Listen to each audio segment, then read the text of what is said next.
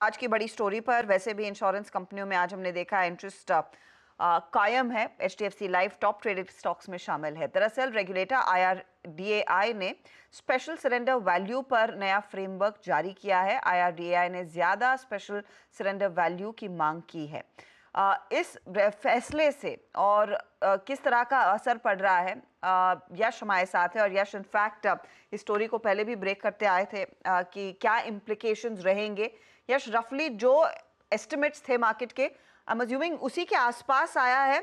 एक सेटबैक है लेकिन स्टॉक्स में रैली देखने को मिली है कि पहले ही नेगेटिव पचा लिया है। हर्षिता, सेटबैक है और काफ़ी बड़ा सेटबैक है। और ये जो मामला जो सरेंडर वैल्यू का है वो शुरुआत से काफ़ी दिक्कत भरा रहा है लाइफ इंश्योरेंस कंपनीज के लिए। दिसंबर में जो है एक पहला प्रपोजल आया था जहाँ पे रेगुलेटर ने कहा था कि हम चाहते हैं सरेंडर वैल्यू बढ़ाई जाए।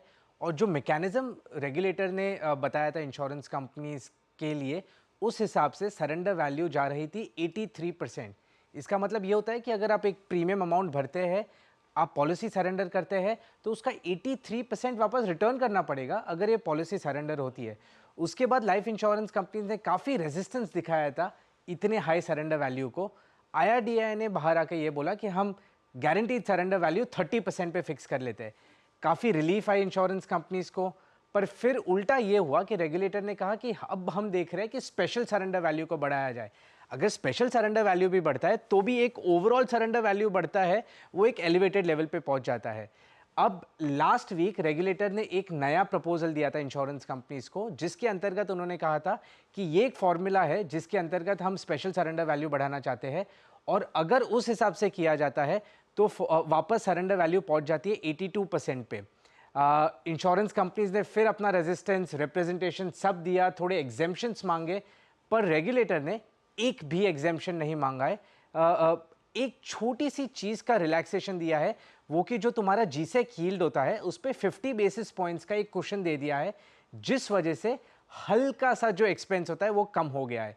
पहले 83% पे था, फिर 82% पे हुआ, और अब जो फाइनल रेगुलेशंस है उसके हिसाब से 78% पे स्पेशल सरेंडर वैल्यू फिक्स करने में है। इसका मतलब ये होता है कि अगर आपने 10,000 का प्रीमियम भरा है और अगर आप पॉलिसी सरेंडर करते हैं तो इंश्योरेंस कंपनी को आपको 7,800 रुपीज़ वापस देने होंगे स्पेशल सरेंडर वैल्यू पे। इसका सीधा मतलब एक ही है, एक्सपेंसेस बढ़ जाते हैं लाइफ इंश्योरेंस कंपनीज के और मार्जिन पे इंपैक्ट आता है, जो कि तमाम ब्रोकरेजेस बोल रहे हैं anywhere between 80 to 200 basis points का मार्जिन इंपैक्ट आता देख सकता है। ओके यश, बहुत बहुत शुक्रिया। तो देखिए, मार्केट में एक बार पता चल जाए ना कि कितना इम्पैक्ट है, उसके बाद मार्केट विल मूव ऑन। वो अनसर्टेनिटी थी एक मार्केट के लिए। अब भले ही चाहे जो भी आया सिनारियो, अब वो प्राइस इन हो गया। सुबह सुबह इसकी बात भी हुई थी। इनफैक्ट मानस, एक बार आईसीआईसीआई प्रू देखते हैं। सुबह आपने इस पर एक कॉल लिया था, आई थिंक 13 रुपये पर वो कॉल दी गई थी, 17 रुपये पर वो कॉल चल रही है आईसीआईसीआई प्रू की। उस कॉल में क्या करें अब, आपका 21 का टारगेट था, 17.5 हो चुकी है। बुक कर लें या फिर बने रहें? आई थिंक बने रहना चाहिए अनुज जी, क्योंकि देखिए ब्रेकआउट तो अभी कुछ मिनटों पहले ही देखने को मिला है और आप उम्मीद कर सकते हैं कि कम से कम 605 से लेकर 607 तक के भाव आपको ऐसे प्रू लाइफ में देखने को मिल जाएंगे। तो आई थिंक इस ऑप्शन के टारगेट 21 रुपए के जो है वो बिल्कुल आ सकते हैं। तो आप बिल्कुल बने रह सकते हैं। अगर चाहें तो स्टॉप लॉस को थोड़ा सा ऊपर रिवाइज कर लें, एडजस्ट कर लें। स्टॉप लॉस मैंने 9 रुपए दिए थे, उसको स्टॉप लॉस को रिवाइज करके 12.5 रुपए कर लें।